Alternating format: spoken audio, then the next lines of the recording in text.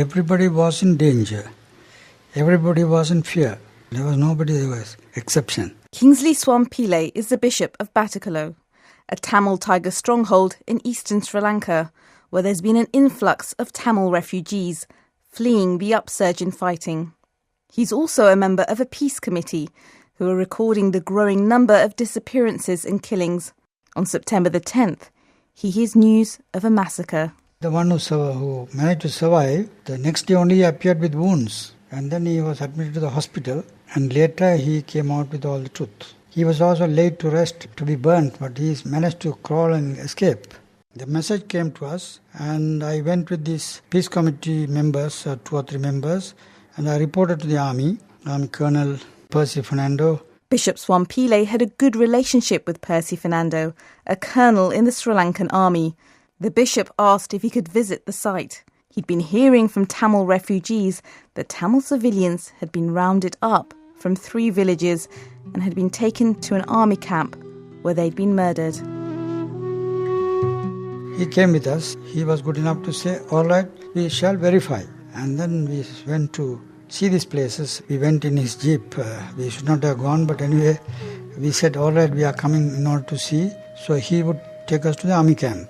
How long after the killings took place did you go and look at the atrocities and find out about the atrocities yourself?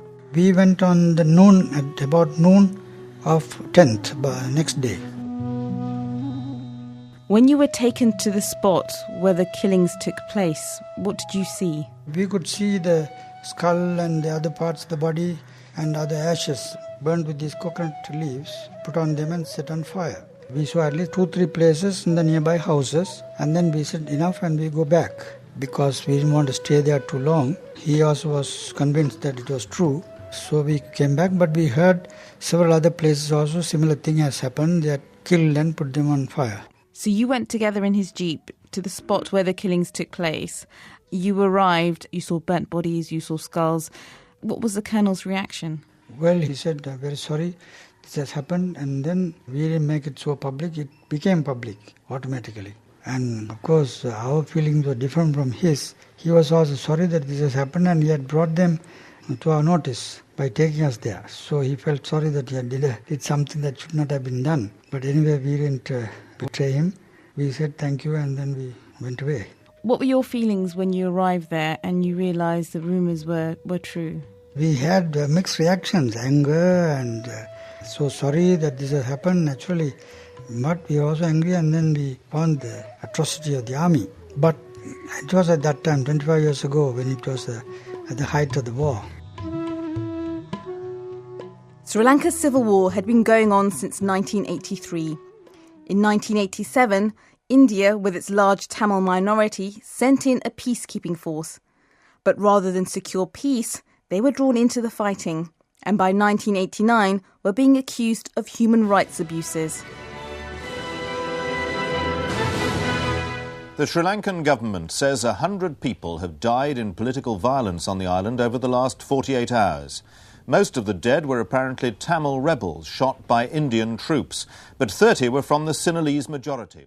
Hugely unpopular, the Indian troops pulled out in March 1990. The Tamil Tiger rebels, or the LTTE, took control of large swathes of the north and east of the island as the Indian troops pulled out. Then, in June, the Tamil Tigers captured and killed about 600 police officers in a massacre in Batticaloa. The Sri Lankan army launched a brutal military operation to drive out the Tamil Tigers. So they came marching along with platoons, and to come into Batticaloa, they came marching. It took about a week or so. When they reached this Batticaloa, of course, there were so many people. They cut and chopped and threw them out all along the road. When they met anyone, the army was so angry, so revengeful because they had lost so many policemen.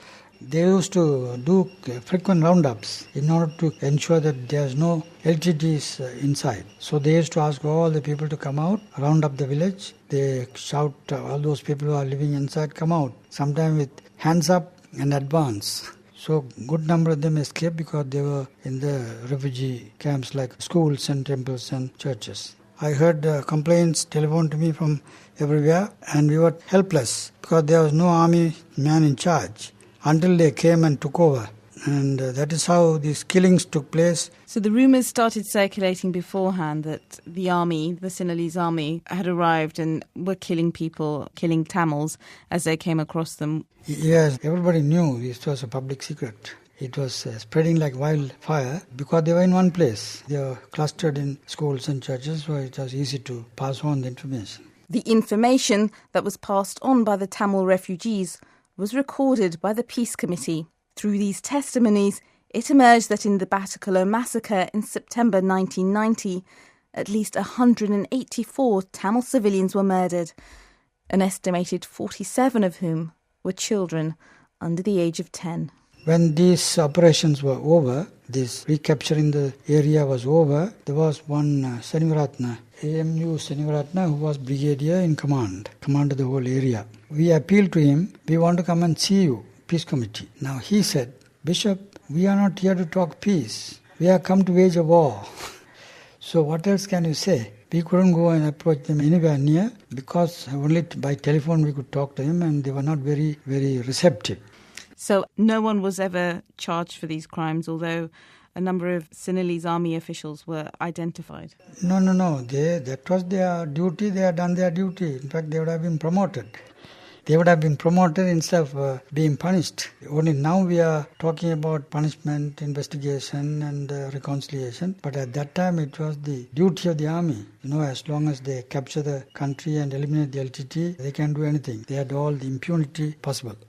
During the late 80s and early 90s within the Batticaloa district, a total of 1,100 civilians disappeared, assumed killed. The civil war ended in 2009 when the Sri Lankan army crushed the Tamil Tigers who had been fighting for an independent Tamil homeland for 26 years. More than 100,000 people are estimated to have died in the bloody conflict. Bishop Swampillai says 5 years on, things are starting to get better. Now we are a little bit better to breathing in peace because the enemy for the army is not there, so army is also a little more lenient. All these checkpoints, all these roundups and so on is not so severe, but still our ethnic political problem is still there, lingering and struggling to find a solution to the political situation. So 5 years after the end of the civil war, there is still unease. Yes, though the armed conflict is not there, but still the hearts and minds are not come back. Even though the war has ended, the Sri Lankan government's victory has been overshadowed by allegations of war crimes and crimes against humanity, charges also levelled at the Tamil Tigers. Kingsley Swampillai was Bishop of Batticaloa for 29 years, from 1983 to 2012.